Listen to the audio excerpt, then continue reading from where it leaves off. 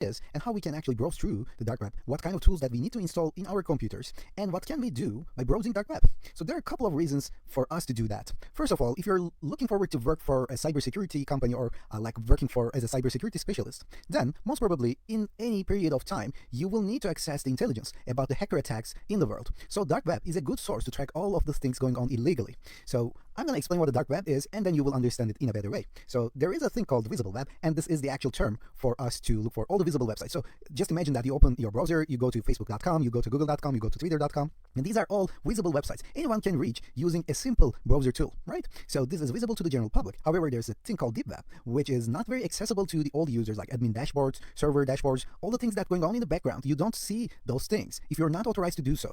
However, there is additional term called dark web, in which you will find the dark content, things going on illegally throughout the world, and you won't be able to reach it using regular tools like browsers like Safari or Chrome or Firefox. You need extra special tools in order to reach that, okay? And if you reach dark websites, if you reach those resources, you will find a lot of illegal activities going on around there.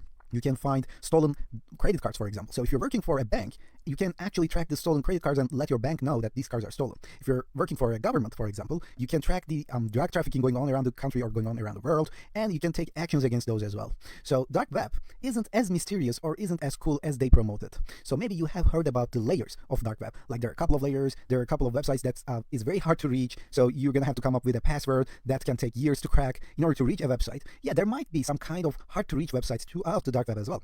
However, it doesn't make it mysterious, okay? So you don't actually get the meaning of life reaching that website, cracking that code. So I suggest you don't waste your time going into the dark web and wasting like hours or weeks or months to crack all of these websites or trying to track down all the content in the dark web, because it won't worth it. But it will make sense to gather the information that you need from the dark web and present it to your employer or present it to your customer in a way that it makes sense. So this is why we're going to learn what the dark web is and how we can actually access it using some of the tools that we're going to install in our Kali Linux. So we're going to install the Tor browser